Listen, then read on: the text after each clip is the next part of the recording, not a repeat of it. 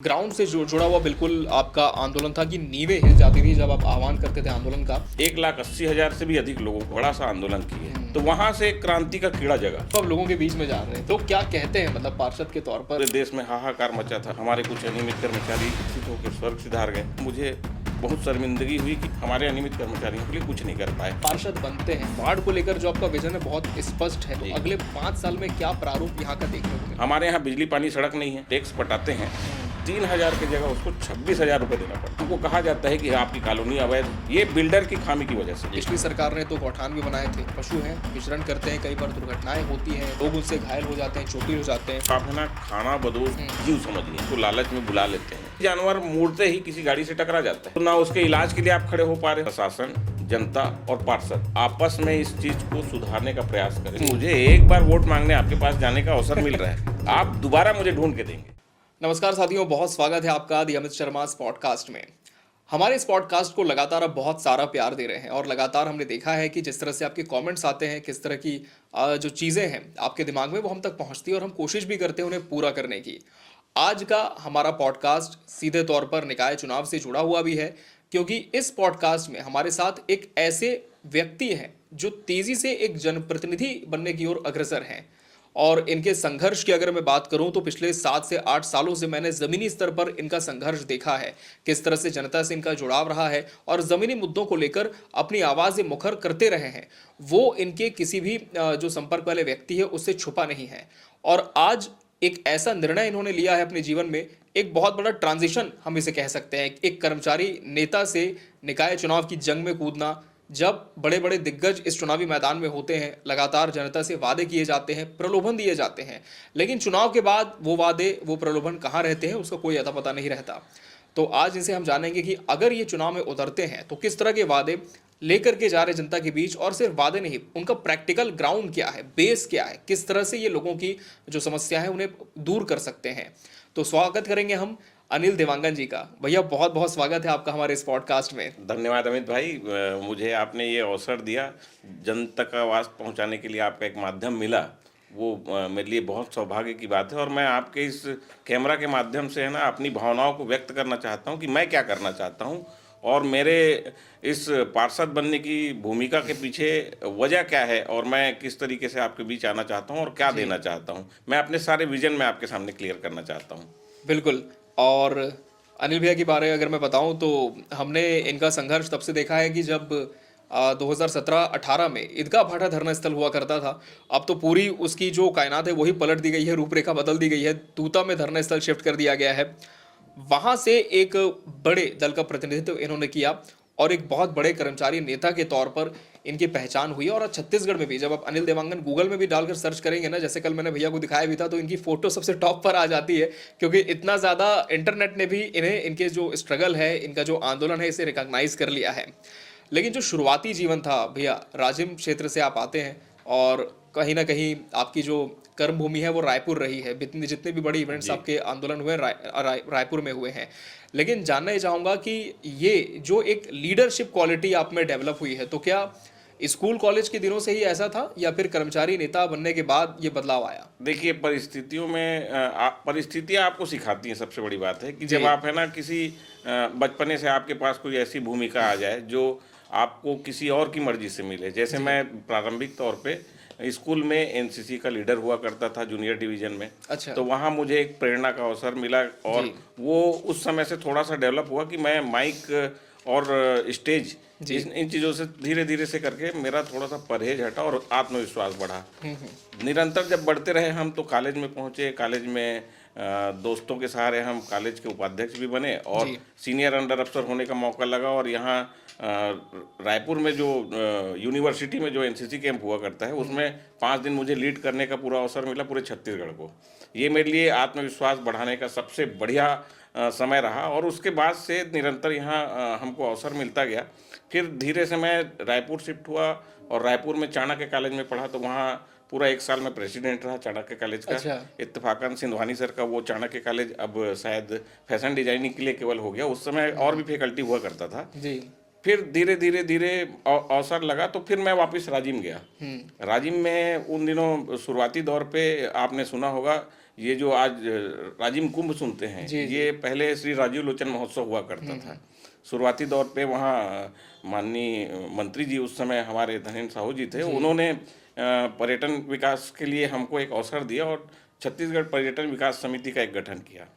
और पहला अवसर था कि मैं मतलब अपनी भावनाओं को जो पर्यटन से भी जुड़ी हुई थी वो चीज़ व्यक्त करने का अवसर मिला, और मुझे वहाँ संभागीय स्तर का अध्यक्ष बनाया गया और पहली समिति बनी थी जी। और टीआईसी का कॉन्सेप्ट आपको पता होगा कि टूरिज्म इंफॉर्मेशन सेंटर, और जो मैप का जो कॉन्सेप्ट था ये पहली बार हम केरल का देखे हुए थे, उसको यहाँ लाए थे और उसको इम्प्लीमेंट भी किए। और साथ ही मोटेल का भी प्लान था, वो मुझे बहुत बढ़िया लगा। फिर इसी दौरान अपन नौकरी लग गई मंडी में, तो हमको वहाँ से हटना पड़ा और फिर मंडी में नौकरी लगी। मंडी के बाद रायपुर फिर शिफ्ट हुए तो वन विभाग चला गया और फिर 2008 में मुझे अवसर मिला सहायक सांख्यिकी अधिकारी के रूप में मछली पालन विभाग में काम करने का। जी। तो ये मैं 2008 से कंटिन्यू 2022 तक मैंने शासकीय सेवा दी और शासन की बारीकियों को समझने का अवसर मिला, क्योंकि मुझे राज्य स्तरीय कार्यालय का राज्य स्तरीय काम मिला था। तो ये मतलब एक छोटा सा क्रम रहा मुझे पब्लिक से शासकीय सेवा तक पहुंचने का।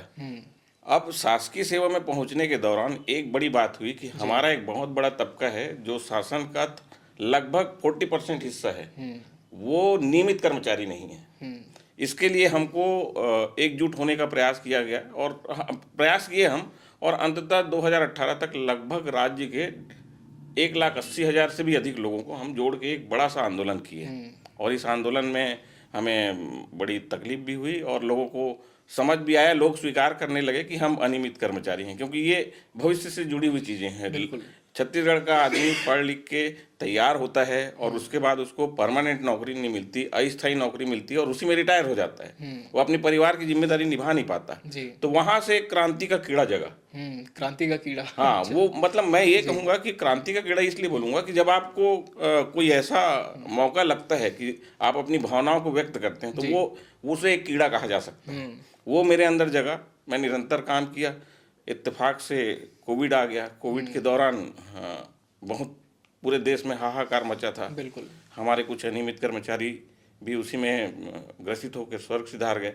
उनके लिए, परिवार के लिए कुछ नहीं हुआ। मैं अंततः मुझे बहुत शर्मिंदगी हुई कि कोविड आने की वजह से हो वजह, चाहे सरकार की निष्क्रियता की वजह हो, हम हमारे अनियमित कर्मचारियों के लिए कुछ नहीं कर पाए। और धीरे धीरे मन विरक्ति की ओर आया और वहाँ से हट के मुझे फिर व्यवसाय चेंज करना पड़ा। मैं नौकरी से विरक्ति ले लिया और सेवा के क्षेत्र में आ गया।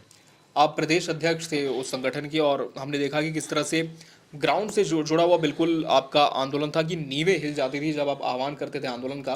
लगातार महीनों तक आप बैठते थे। तो एक कर्मचारी नेता के तौर पर आपको जो एक पहचान मिली, क्या बहुत ज़्यादा फिर मुश्किल था संगठन से अलग होने का फैसला लेना आपके लिए? देखिए, कुछ तो परिस्थितियों के ऊपर निर्भर करता है। जैसे परिस्थिति ने क्रांति लाने का अवसर दिया मुझे, उसी तरीके से परिस्थिति ने मुझे किनारे रहने के लिए भी प्रेरित किया। जी। अब ये मजबूरी थी कि हमारी भावनाओं को प्रशासन समझ चुकी थी। हमारी लड़ाई सरकार से नहीं थी, हमारी लड़ाई थी प्रशासन से। जी। प्रशासन बड़े बुद्धिजीवी लोगों के हाथ में होती है। वो सरकार के सहायक तो जरूर होते हैं, लेकिन प्रशासनिक व्यवस्था को दुरुस्त बनाए रखने के लिए लोगों को कमज़ोर तरीके से इस्तेमाल करने का हथकंडा अपनाती है, जिसमें एक बड़ा हथकंडा ये जो अनियमित कर्मचारी जैसे शब्द हैं, जिसमें संविदा, दैनिक वेतनभोगी, प्लेसमेंट कर्मचारी, ये कर्मचारी बंधे हुए रहते हैं। इनकी मजबूरी है, इनकी नौकरी छूट सकती है कभी भी, तो ये डर के काम करते हैं, लेकिन उनको उपकृत करने की कोई व्यवस्था नहीं है। एक तरफ शासन उपकृत करने के लिए नियमित कर्मचारियों को प्रमोशन देती है, क्रमोन्नति, पदोन्नति देती है, और दूसरी तरफ अनियमित कर्मचारी जो हैं उनकी सेवाओं को जरा सी गलती में समाप्त कर देती है। तो इस चीज़ों से मैं व्यथित था और उनके लिए कुछ नहीं कर पाया। और कोविड आ गया, सरकार ने अपने वादों के खिलाफ हमें दोषी ठहरा दिया और हमारे लिए कुछ नहीं किया। मजबूरन हमको बैक फुट पे आना पड़ा। 2022 नवंबर में आपने शायद जी रिजाइन दिया अपनी जॉब हाँ, से। 2022 में मैंने सेवा का क्षेत्र को चुन लिया और सेवा, आखिर सास की सेवा करना था, सम्मान को बचाते हुए यदि करना है, मतलब एक आय का स्रोत ही सिर्फ देखने के अलावा भी आपके साथ सम्मान भी होना चाहिए आपके व्यवसाय में, उनको ध्यान रखते हुए मैंने उस क्षेत्र को ही छोड़ दिया। क्षेत्र को छोड़ने के बाद अभी जो फिलहाल आपका जो निजी व्यवसाय है जी। और उसके भी अंतर्गत आपने बहुत सारे लोगों के, जैसे 8 से 10 हज़ार लोगों के बीच, अगर मैं गलत नहीं, आयुष्मान कार्ड आपने बनवाए हैं हाँ हाँ। और 22,000 लोगों का आधार कार्ड आपने जनरेट करवाया है। जी जी। तो कहीं ना कहीं हम कह सकते हैं कि लोगों के बीच तो आप पहुंच चुके हैं। तो अभी इतने समय के बाद ये डिसीजन लेना कि मैं एक जनप्रतिनिधि के तौर पर लोगों के बीच में जाऊंगा, तो कोई खास कोई प्रेरणा क्या इस साल उसके पीछे रही है? जी जी, मैं अभी कुछ देर पहले जैसे आपको बताया था, जी। परिस्थितियां आपको प्रेरित करती हैं किसी भी हाँ। कार्य करने के लिए। जी। मेरे साथ इत्तेफाकन शुरू से अब तक परिस्थितियां ही मुझे प्रेरित करती रही हैं, यहाँ भी परिस्थितियां प्रेरित की। जी। आपको याद होगा ये कोविड के समय आपने कोविड योद्धा शब्द सुना था, ये स्वस्फूर्त शब्द थे। जी। इन शब्दों को समाज के बीच लाने के लिए कोई प्रेरित नहीं करता था। जिनकी इच्छा होती थी कोविड का योद्धा बनता था और वो अपनी मदद करता था। Corona warriors. Corona warriors. अब ये कोरोना वॉरियर्स जब हम बने, हमको समझ आया कि लोगों को बड़ी तकलीफ है, तो उसी दौरान केंद्र शासन की एक बहुत बढ़िया स्कीम आई, प्रधानमंत्री जन आरोग्य योजना, जिसको हम आयुष्मान के नाम से जानते हैं। जी जी जी। आप यकीन नहीं मानेंगे, लोगों के मन में इतनी दहशत थी कि यदि हम हॉस्पिटलाइज्ड हो जाते हैं तो हमारे परिवार वाले भी हमको देखने ही नहीं आते, तो एक कम से कम 50,000 का तो सहारा होगा आयुष्मान कार्ड। हाँ। तो उस दौरान जिस समय ये कोविड था, उस समय हमारे पास लगभग 8 से 10,000 लोग, जी। इत्तेफाकन ऐसी परिस्थितियां बनी कि उनको एक बना के देने वाला कोई संस्था बना, तो वो हमारा एक सेंटर बना। अच्छा। और बाकी लोग इस बात से डर गए कि है ना, लोगों की उंगली को छुएंगे, हमसे संपर्क में आएंगे तो हमें कोविड हो जाएगा।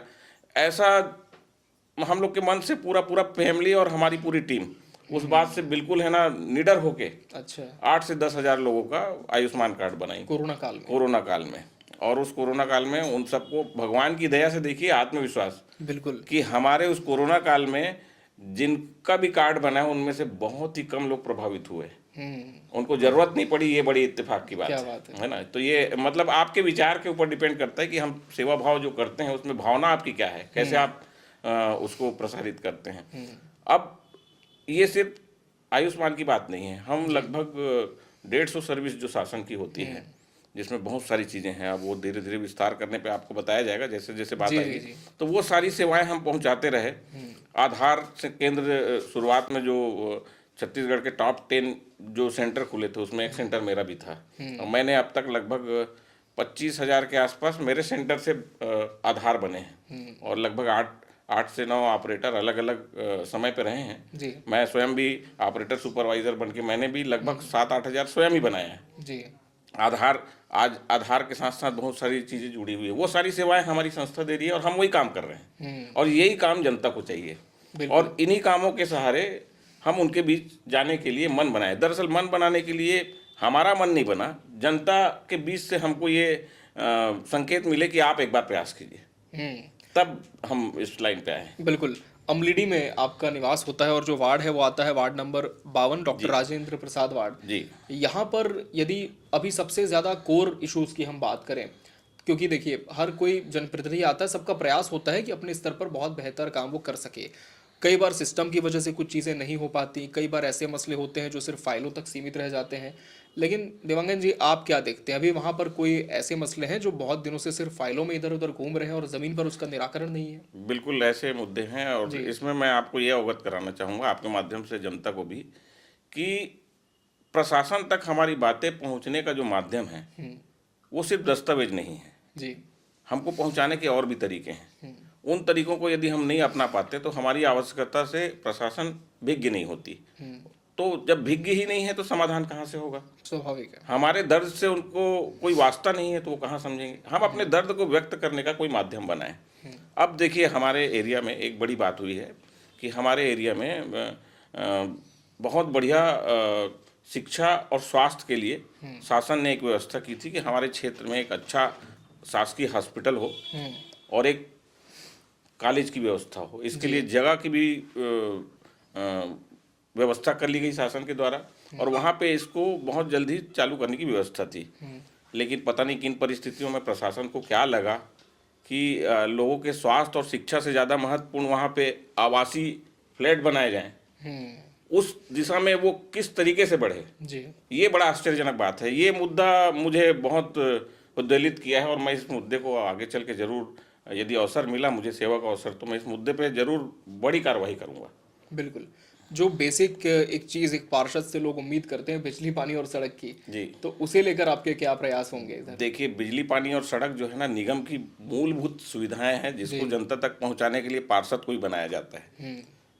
पार्षद की भूमिका जनता और प्रशासन के बीच की एक कड़ी की होती है। इस कड़ी में एक बड़ी त्रुटि है, वो त्रुटि हमको समझनी पड़ेगी। मैं अपने शब्दों में समझाता हूँ, हालांकि तकनीकी तौर पे प्रशासनिक स्तर पे इसको समझाने के लिए हम अलग माध्यम इस्तेमाल करेंगे, लेकिन सीधी सरल बात, जी हम एक मध्यम वर्गीय परिवार हैं और हमारा अमलीडीह एरिया एक औसत आय वाले लोगों से बसा हुआ है। जी सभी वैरायटी के लोग हैं उस क्षेत्र में, मजदूर से लेके ऊपर मंत्रालय तक के अधिकारी।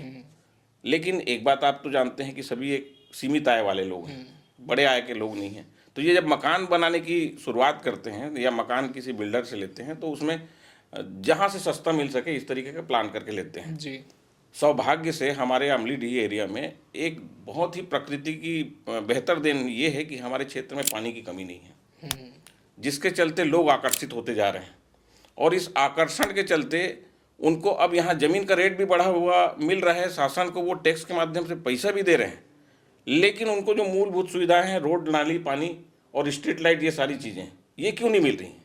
तो इसके पीछे मुझे जो कारण समझ आया ये कि हमारे एरिया के जो कॉलोनीज़ हैं, ये छोटे छोटे बिल्डर प्रशासन की खामियों का फ़ायदा लेते हुए, उनके पूरे नॉर्म को पूरा ना करते हुए, बहुत कम रेट में और बहुत कम परमिशन के चलते लोगों को बेचने के लिए तैयार रहती है। जी और लोग आकर्षित होते हैं कम रेट में, और कम रेट में लेने के बाद जब वो मकान में शिफ्ट होते हैं, और एक छोटा सा उदाहरण, जैसे उनके घर में एक टेम्परेरी बिजली लगा है, जी अब वो शिफ्ट होगा तो उसके बाद उसको परमानेंट बिजली में कन्वर्ट करेगा। जब वो मीटर लगवाने जाता है तो वो 3,000 की जगह उसको 26,000 रुपये देना पड़ता है। ये बिल्डर की खामी की वजह से। जी छोटे छोटे बिल्डर परमिशन नहीं लिए रहते, इंफ्रास्ट्रक्चर तैयार नहीं करते, ट्रांसफार्मर नहीं लगाते, खंबा नहीं लगाते। अब ये समस्या, गलती किनकी? छोटे बिल्डरों की। भुगतता कौन है?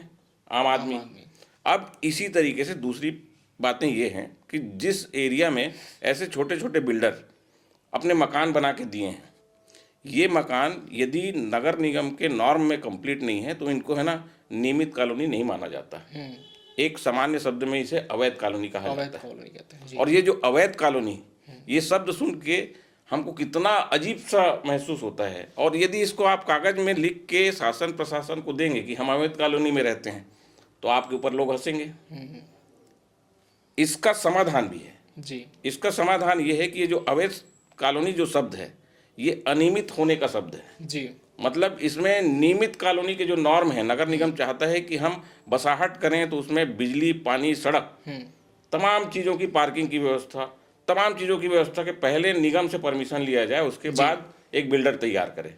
लेकिन छोटे बिल्डर ऐसे परमिशनों से बच के तैयार तो कर देते हैं। अब ये सारी चीज़ें नहीं हैं। अब निगम को ये आम जनता यदि कहती है कि हम तो टैक्स पटाते हैं और हमको उसका फ़ायदा नहीं मिलता, हमारे यहाँ बिजली, पानी, सड़क नहीं है, हमको कहा जाता है कि आपकी कॉलोनी अवैध है। इस अवैध कॉलोनी को केवल राजनीतिक इच्छा शक्ति और निगम की इच्छा शक्ति और जनता की मांग पे नियमित किया जा सकता है। और नियमित करने के बाद ये सारे सुविधाओं की जिम्मेदारी निगम की स्वतः बन जाती है।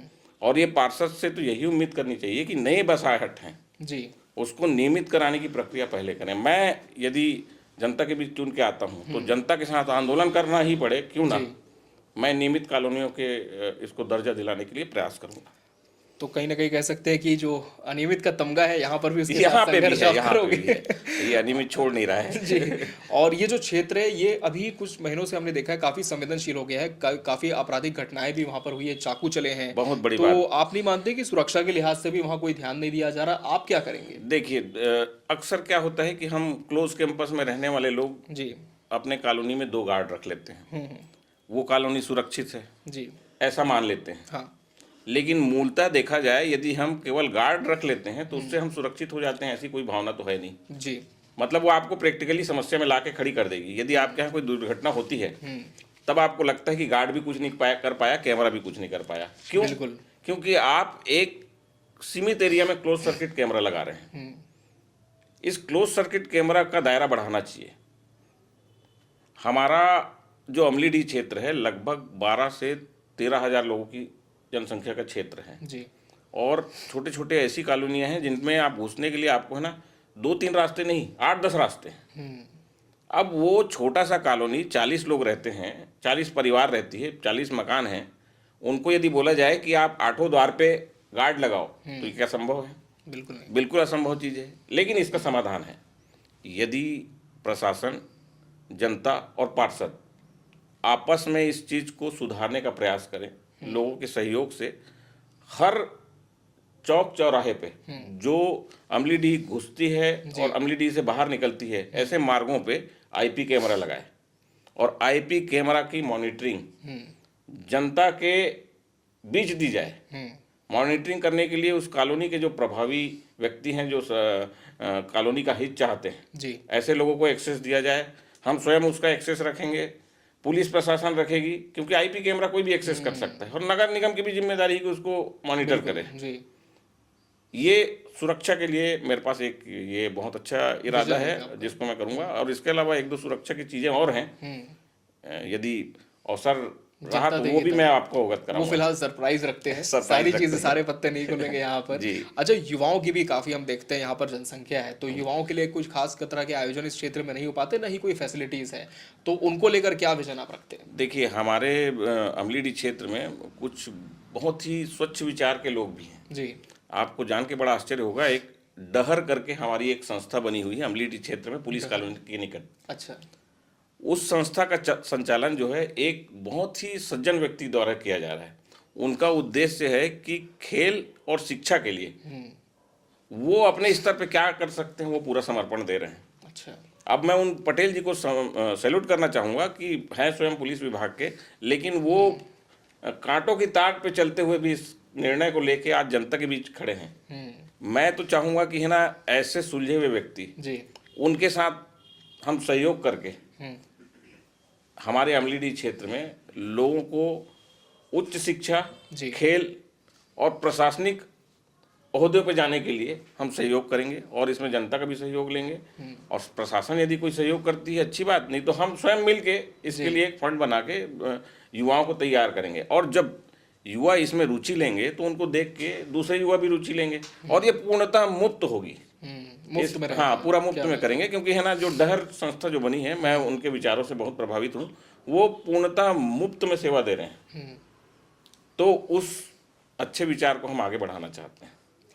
तो ये तो बहुत अच्छी बात है। और कभी ना कभी ऐसा होता है कि जब कोई व्यक्ति पार्षद बन जाता है, एक गैप लोगों के बीच में आ जाता है, महीनों तक उनके बीच में वो नजर नहीं आता। हाँ। लेकिन अनिल देवांगन जी ये कैसे सुनिश्चित करेंगे कि जीतने के बाद भी जितना प्यार उस जनता ने दिया है वो 5 साल तक बरकरार रहे? देखिए, मैं तो ये कहूँगा सीधे सरल बातों में, मैं यदि मुझे अवसर लगता है अभी ये चुनाव जीतने का, तो मैं केवल एक ही बार आपके पास वोट मांगने जाऊँगा, बाद में आप मुझे ढूंढ के वोट देंगे। क्या बात है। ये इसलिए मैं बोलना चाहूँगा, मैं एक सिंपल सा अपना एक सामान्य व्यक्ति होते हुए मैंने अपना एक घोषणा पत्र तैयार किया। जी जी। यदि आप इस घोषणा पत्र को अवलोकन करेंगे तो आपको मैं बताऊंगा कि इसमें छोटी छोटी बातें हैं जो आप एक पार्षद से चाहते हैं जी। और इस पार्षद को आप उनसे जो चाहते हैं वो, उसमें सबसे बड़ी बात ये रहती है कि वो अपनी बातों को जनता तक किस तरीके से पहुंचा के कैसे कंप्लीट करेगी। तो मैं इसमें एक सरल बात लिखा हूं कि प्रतिदिन एक समस्या का समाधान होगा। वो समस्या है जो सामान्य नगर निगम के क्षेत्र में आता है, कूड़ा कचरा, बिजली, लाइट, ये चीजें मैं दैनिक करूंगा।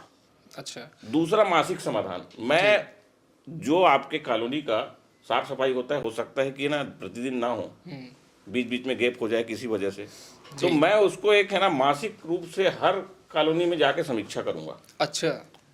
और यदि उस समीक्षा में मुझे माइनस मार्किंग मिलती है तो मैं फिर अपने आप को फिर वही जुझा दूंगा। और एक सबसे बड़ी बात, इन समस्याओं के बाद हमको जब जानकारी मिलेगी कि कॉलोनी की बहुत सारी समस्याएं हैं जो दस्तावेजी तौर पे कमजोर हैं, उन चीज़ों के लिए मैं हर 3 महीने में कैंप लगाऊंगा जी। उनकी मूलभूत चीज़ें, राशन, आधार, आयुष्मान, उनके पैन कार्ड जी, या अन्य कई दस्तावेज, अभी शासन की कई स्कीम आती है महतारी वंदन से जुड़ी हुई स्कीम है, उनको लोन चाहिए लेकिन मार्गदर्शन नहीं है, तो ऐसी चीज़ों के मार्गदर्शन हम उनको डोर स्टेप देंगे। क्या बात। मतलब ये जो सुविधाएं हम चॉइस सेंटर और लोक सेवा केंद्र के माध्यम से दे रहे हैं, उनको उनके घर तक पहुंचाएंगे कैंप के माध्यम से। लेकिन इतना बड़ा वार्ड है राजेंद्र प्रसाद वार्ड, तो आप मानते हैं कि प्रैक्टिकली ये पॉसिबल होगा? इतना बड़ा वार्ड नहीं, 12,000 लोग हैं, मात्र 12,000 लोग हैं। 12,000 लोगों के साथ जुड़ने के लिए हमको केवल हैंड्स चाहिए। हर कॉलोनी में एक हम प्रतिनिधि तैयार करेंगे, वो उस ग्रुप को लीड करेगा। एक गली में एक प्रतिनिधि तैयार करेंगे, वो उनको लीड करेगा जी। हमारे तक बात पहुंचाने के लिए किसी को व्यक्तिगत आने की जरूरत नहीं है। आज हम सोशल मीडिया, व्हाट्सएप, डिजिटल सब कुछ इतना सरल है कि हम आपस में संपर्क कर सकते हैं। समाधान के लिए हम एक स्पेशल नंबर जारी कर दिए हैं अभी से। अच्छा, अभी से आपने वो नंबर भी जारी कर दिया? हाँ, हम 2025 उसकी लास्ट की सीरीज है और हम 4 नंबर एक साथ जारी कर दिए हैं। ये सार्वजनिक भी करेंगे हम बहुत जल्दी। बहुत बढ़िया। मतलब चुनाव की जीत से पहले ही तमाम तैयारियां आपने कर ली हैं। देखिए, जीत हार की बात अभी नहीं करेंगे हम। करते हैं महत्वपूर्ण बात कि हम जो सेवाएं दे रहे हैं, ये सेवाएं हम निरंतर देते रहेंगे। यदि आप हमको पार्षद बना देते हैं तो हम इसको आपके घर तक पहुंचाते हैं, नहीं तो हम तो सेवा दे ही रहे हैं। ये सेवाओं को हम निरंतर रखेंगे। ये सिर्फ घोषणा नहीं है, संकल्प है। ये मेरा संकल्प है, मैं आप तक पहुंचाऊंगा। अभी जब आप लोगों के बीच में जा रहे हैं तो क्या रिस्पॉन्स मिल रहा है? लोग क्या कहते हैं, मतलब पार्षद के तौर पर, कि अनिल जी अब आप आ गए हैं तो क्या ये हो सकता है? मतलब देखिए, एक बड़ा आश्चर्यजनक बात है। लोगों को बड़ा आश्चर्य होता है कि आप एक शासकीय कर्मचारी रहे हैं और एक ऐसे प्रोफेशन से रहे हैं कि आप कहना राजनीति में आना कैसा हुआ। तो मैं बोला, राजनीति किस बात की जी भाई, ये हमारी समस्या है। हमारे मोहल्ले में यदि नली में कोई दिक्कत है तो मोहल्ले वाले हमारे घर के पास इकट्ठा आके हमको बोलते हैं कि चलिए निगम। बिल्कुल। तो वहां पे क्या मैं पार्षद हूँ? वहां तो मैं जनता ही हूँ। सही बात है। यही बात मुझे एक माध्यम बनने का अवसर मिल रहा है कि मैं बाकी सभी की बातें पहुंचा सकूं। तो मैं अपने आप को मैं तो ये बोलता हूँ, मैं अपने आप को एक पोस्टमैन समझता हूँ। अच्छा। आपके दस्तावेज मुझे दीजिए, मैं रेडी करके आपको दूंगा। आपके काम को मुझे दीजिए, मैं निगम से लाके आपको कराऊंगा। एक संदेश वाहक है आप, ऐसा है? जी, संदेश वाहक हूँ बस। अच्छा, बिल्कुल। जो बेसिक जैसे मतलब मैं संदेश वाहक के साथ मैं कार्य भी करूंगा। हाँ बिल्कुल, निश्चित तौर पर। क्योंकि देखिए, अभी ऐसा कि अनऑफिशियली ये सारी चीजें आपके ऊपर जिम्मेदारियां हैं, लेकिन जब एक औपचारिक तौर पर पार्षद बन जाएंगे तो लोगों की उम्मीदें भी स्वाभाविक तौर पर बढ़ जाएगी। तो इस पूरे वार्ड को लेकर जो आपका विजन है बहुत स्पष्ट है। और यदि पार्षद बनते हैं तो अगले 5 साल में क्या प्रारूप यहाँ का देखने को मिलेगा? देखिए, सबसे बढ़िया बात ये रहती है कि ना, जैसे आपका घर जी, आपके घर में जब कोई प्रवेश करता है तो उसकी सुंदरता देख के वो समझ जाता है कि आप कितने सभ्य हैं। मैं इस सभ्यता को, हमारे इस कॉलोनी की सभ्यता को जी, लोगों को रोड से, जगमगाती लाइट से, साफ नालियों से, और ये जो आवारा पशुओं की जो अस्त व्यस्त चीजें होती हैं उनको व्यवस्थित करके दिखाना चाहता हूँ। लोग अंदाज लगा लेंगे कि जब रोड इतना साफ है, इतना जगमगाता लाइट है, इतना बढ़िया साफ सुथरा नल्ली है, तो फिर इस कॉलोनी की बाकी व्यवस्था कैसी होंगी। वो चीज़ों पे मैं काम करूँगा। और बिल्कुल कहा भी गया है, किसी बुद्धिजीवी ने कहा है कि किसी भी मोहल्ले की जो तरक्की का अंदाजा है उसकी ऊंची इमारतों को देखकर नहीं बल्कि नाली की स्थिति को देख करके लगाया जाता है। और ये बहुत ही प्रैक्टिकली भी है कि नाली की जो स्थिति अगर आप देखते हैं तो आपको पता चल जाता है कि वहाँ पर जो हाइजीन है, किस तरह का मेंटेनेंस किया जा रहा है। अक्सर ये भी होता है अनिल जी कि लोगों की शिकायतें बहुत रहती हैं कि पार्षद जी ने काम बड़े बड़े वादे करके चले गए, लेकिन जब ज़रूरत आई तो हुए नहीं। लेकिन एक व्यक्ति के तौर पर आप कैसे देखते हो, क्योंकि आपने भी लीडरशिप की है, क्वालिटी आपके में है, तो कई बार क्या उम्मीदों का बोझ इतना हो जाता है कि चुनौती भी आ जाती है व्यक्ति के सामने? देखिए, इसमें यह है कि आपके विचार जो हैं जी, अंतिम व्यक्ति तक पहुंचता जरूर है, लेकिन किस चैनल से पहुंचता है उसके ऊपर ये सारा चीज़ डिपेंड करता है। अपेक्षाएं हमेशा जुड़ी रहती हैं। बिल्कुल। बातों को कन्वे करने वाले व्यक्ति भी बड़े भ्रामक होते हैं। आपकी बातें कहाँ कैसे पहुंच रही हैं। जब आप एक अच्छा काम करने जाते हैं तो आपको चुनौतियां ज़्यादा आती हैं। जी जी। तो जब अच्छा काम करते रहते हैं तो उसमें खामी निकाल के लोगों को बताया जाता है कि ये काम को इसको करना ऐसा था और इसको कर दिया ऐसा। अब ये जो खामी है आपकी बदलते बदलते अंतिम व्यक्ति तक पहुंचते पहुंचते बहुत बड़ा गड्ढा हो जाता है, जिसको पार्षद या कोई जनप्रतिनिधि जाके सुधार नहीं सकता। इसलिए इसकी व्यवस्था इस तरीके से की जा सकती है कि जो अंतिम व्यक्ति है, हमारे क्षेत्र के ज़्यादा मतदाता नहीं हैं, 13,000 मतदाता हैं जी, और 13,000 मतदाताओं को हम आपस में केवल एक एक लीडर तैयार करके आपस में जोड़ सकते हैं। और उनके तक हम आपके चैनल की तरीके से, सोशल का जो इलेक्ट्रॉनिक माध्यम का जो तरीका है उसमें हम डेली बताएंगे। उसमें यदि कोई कमी रहेगी बताएंगे तो हम सुधारेंगे। आदमी गलतियों का पुतला है, लेकिन सुधारने का अवसर मिले तो सुधर जाएगा। और सुधारते चलेंगे। नियत होनी चाहिए कि सुधार नियत हो। होनी चाहिए। बिल्कुल, और इच्छा शक्ति होती है तो बड़े से बड़े जो चुनौतियां हैं वो पार हो जाती है, बड़े फैसले लिए जाते हैं और उस पर अमल भी किया जाता है। और जैसे कि आपने कहा कि नया कॉन्सेप्ट बहुत सारा आपके पास है जिसे आप लेकर के आएंगे और समय आने पर आप उसे रिवील करेंगे। सिक्योरिटी का कंसर्न तो है ही, उसे पूरा करेंगे, और क्लीनलीनेस है। इसके अलावा जैसे कि आपने एक बात कही है कि त्रैमासिक शिविर का आयोजन आप करेंगे, तो ये अपने आप में मुझे काफी नई चीज लग रही है। तो इस पे जरा विस्तार से बताएं कि जो त्रैमासिक शिविर होगा, ये जो दैनिक समाधान, मासिक समाधान है, उससे कैसे अलग होगा? जी जी, देखिए आपको शायद याद होगा कि नगर निगम स्वयं भी जी एक जन समस्या निवारण शिविर लगाती है। जी जी ये शिविर का एक मौसम होता है, किसी विशेष परिस्थितियों में इसको तैयार किया जाता है। अब ये विशेष परिस्थितियां क्या हैं? जनता को यदि समस्या है तो वही विशेष परिस्थितियां हैं, ये हमेशा हमेशा होनी चाहिए। इसको विशेष परिस्थिति में क्यों लाएं? इसको भीड़ क्यों सरलता करना से, पड़े? इतना भीड़ क्यों करें? यदि 3-3 महीने में करेंगे, मुझे यकीन है कि मैं 3 साल के बाद मुझे साल में एक बार शिविर करने का अवसर मिलेगा। मैं समस्याओं को 3-3 महीने में समाप्त कर दूंगा। 2 से 2.5 साल में पूरी समस्याएं समाप्त हो जाएंगी। जिनके दस्तावेज बच गए उसके लिए तो हमारा निगम कार्यालय है ही, वहाँ हम उपलब्ध रहेंगे, हम वहाँ समाधान करेंगे। जी, बड़ा दावा आपने किया है कि यदि जनता चुनती है तो 5 साल के पहले ही जो समस्याएं हैं इस पूरे वार्ड के क्षेत्र की, बिल्कुल, वो आप सुलझा लेंगे। मैं आपको कुछ देर पहले बोला था कि मुझे एक बार वोट मांगने आपके पास जाने का अवसर मिल रहा है, आप दोबारा मुझे ढूंढ के देंगे, ये मैं वादा करता हूँ। चॉइस सेंटर वाले देवांगन जी, कहा है उनको वोट देना है। बिल्कुल वैसा। कहा है उनको ढूंढ के वोट देना है, ये लोगों के मन में आना चाहिए। जी जी बिल्कुल। एक कर्मचारी नेता के तौर पर तो कई बार आपका इंटरव्यू लेने का मौका मिला है, और आज एक जनप्रतिनिधि के तौर पर पहली बार आपका इंटरव्यू में ले रहा हूँ। और मैंने देखा है कि जब भी जनता से जुड़ी बात आती है आप काफ़ी आक्रामक तो होते हैं, लेकिन भावुकता भी आपके में काफ़ी होती है, और यही जो भावना है वो आपको कहीं ना कहीं आगे बढ़ाती है। तो इस आक्रामकता के साथ एक पार्षद के तौर पर अनिल देवांगन जी को देखा जाएगा, या भावनात्मक भी उतने रहेंगे? देखिए, हम पढ़े लिखे लोग हैं जी, हमको समझ भी आती है लोगों की बातें और समझाना भी आता है। माँ सरस्वती की कृपा से हमारे शब्द में कठोरता नहीं है। यदि मैं भावनात्मक बातें और ऊंची आवाज़ों में भी बात करूंगा तो उसकी भी फ्रीक्वेंसी है, ये बुरी नहीं लगेंगी। जी, मुझे एक बार अवसर मिलेगा निगम को ये प्रमाणित करने का, एक बार मुझे मंच दिया जाए निगम में, MIC में, मैं अपनी बातें, जो जनता की बातें हैं जो मुझसे निकलेंगी, वो बातें मुझे बनाने की जरूरत नहीं है, वो स्वयं उनके पास मैं प्रस्तुत कर लूंगा, क्योंकि मैं इन बातों को आत्मसात करके चल रहा हूँ और प्रस्तुत करने के लिए मुझे कोई तकलीफ है ही नहीं। और मैं आक्रामक, जहाँ आक्रामक होना पड़ेगा वहाँ आक्रामक होंगे। जी, यही तो क्रांति का कीड़ा है। क्रांति का कीड़ा कहीं ना कहीं एक बड़ी टैगलाइन भी मुझे लगता है इस चुनाव में आपकी हो सकती है। और क्रांति तो देखिए वही लाता है जो थोड़ा सा लीक से हटकर चलता है। आप लीक से हटकर इसलिए भी हैं क्योंकि ज़मीन से जुड़े तो हैं ही, जैसे मैंने कहा।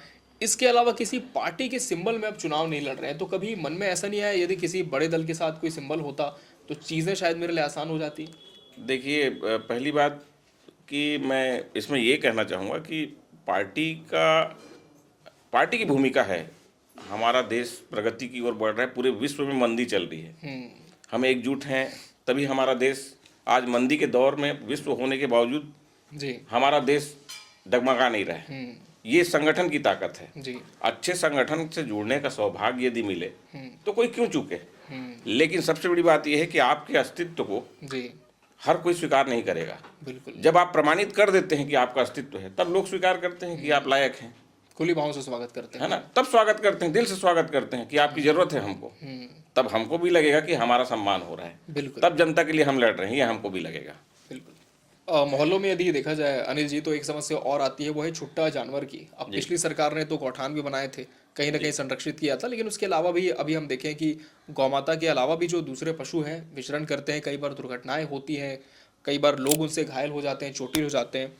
तो ये जो मसला है, ये है तो बहुत गंभीर, बहुत सामान्य भी लगता है, लेकिन इसके परिणाम बड़े घातक होते हैं। बिल्कुल। लेकिन बतौर जनप्रतिनिधि पार्षद यदि बनते हैं तो इस पर कैसे विचार आप रखते हैं, किस तरह से इस समस्या को आप देखते हैं कि समाधान हो सकता है? जी देखिए, ये एक किस्म से इसको आप है ना खाना बदोश जीव समझिए। जी, एक हमारे सांस्कृतिक विचारधारा के चलते हम अपने ग्रह नक्षत्रों को ठीक करने के लिए गौ माता को, जानवर को अन्न देते हैं। अब वो अन्न देना जो है, हम अपना जिम्मेदारी निभा लिए। जी, वो जो जानवर है इन बातों को कैसे समझेगा कि मुझे कहाँ इंसानों की तरह रहना है। ये जिम्मेदारी भी हमको उठानी चाहिए। जी। एक तरफ हम उसको अनाज और खाने का चीज़ दे के उसको लालच में बुला लेते हैं, और कुछ ही पल में वही जानवर मुड़ते ही किसी गाड़ी से टकरा जाता है। अब वो टकरा गया तो ना उसके इलाज के लिए आप खड़े हो पा रहे हो जी। और ना ही उसके विस्थापन के बारे में सोच रहे हो। बिल्कुल। ये तो जनता के साथ मिल के निर्णय लेने की चीज़ है। इनके विस्थापन के लिए एक व्यवस्था होनी चाहिए। हमारे पूरे शहर में आवारा कुत्तों की संख्या इतनी ज़्यादा है कि आप जिस गली से भी आप निकलो 9-10 बजे के बाद, जी। यदि आप संयम नहीं रखे, आपके भाव को वो समझ गया कि आपके अंदर डर है, तो आपको काट खाएगा। ऐसे कई प्रकरण होते हैं। इनके लिए शेल्टर होम होना चाहिए। इनको यहाँ से बाहर करने के लिए शासन को जो भी तरीका अपनाना है उसको जनता के लिए है ना स्पष्ट करना चाहिए, क्योंकि कई कॉलोनियों में ऐसी घटनाएं हो रही हो, कॉलोनी के लोग विरोध कर रहे हैं कि हम उनको रोटी देते हैं, हमारा कोई ग्रह नक्षत्र ठीक हो जाएगा, आप उसको भगा रहे हो। ऐसी भाव नहीं होनी चाहिए। ये बच्चों के लिए बहुत खतरनाक है। आप कई वीडियो देखते हैं आजकल, जी जी। वो हमारी गलतियों का परिणाम है। तो इन गलतियों को सुधारना पड़ेगा। खाने पीने की उनकी जगह आप यदि उनको खिलाना चाहते हैं तो एक जगह निर्धारित करेंगे जो शेल्टर होम होगा, वहाँ आप दीजिए, वहाँ खिलाइए। ऐसी व्यवस्था होनी चाहिए, ये मैं चाहता हूँ। बिल्कुल। और कहीं ना कहीं जो पढ़े लिखे व्यक्ति होते हैं वो पूरे सिस्टम के साथ काम करते हैं। हाँ बिल्कुल, कि एक सिस्टम हो, प्रैक्टिकल ग्राउंड हो और वहाँ पर जाकर उस समस्या का एक समाधान निकले। बिल्कुल। तो आज के इस पॉडकास्ट में अनिल देवांगन जी हमारे गेस्ट थे, जो कि डॉक्टर राजेंद्र प्रसाद वार्ड 52 से भारी मतों से विजयी होने की ओर अग्रसर है। लगातार इनकी कैंपेनिंग जारी है। बहुत सारे वादे, जैसे कि हमने कहा कि जनप्रतिनिधि करते हैं, लेकिन उनका प्रैक्टिकल ग्राउंड, जो कि इस पॉडकास्ट में एक बार बार हमने शब्द यूज़ किया है कि ज़मीनी स्तर पर कैसे उसका निराकरण हो, समस्या का समाधान हो, ये इनके मैनिफेस्टो में दिखता है, इनके विजन में दिखता है। और फिलहाल तो तैयारी जारी है, लेकिन देखते हैं, सब वक्त पर निर्भर करता है कि किस तरह से लोग स्वीकार करते हैं, क्योंकि लोगों के बीच में पकड़ पहले से ही है, एक कर्मचारी नेता के तौर पर छवि भी है, और जिस तरह से इनका सेवा का कार्य चलता है उससे भी लोग उनको जानते भी हैं। तो देखते हैं कि अनिल देवांगन जी, आपकी ये जो मेहनत है वो कितनी रंग लाती है और आपका जो विजन है वो लोगों पर कितना प्रभाव छोड़ पाता है। बहुत बहुत धन्यवाद आपका हमसे इस पॉडकास्ट में जुड़ने के लिए। धन्यवाद अमित जी।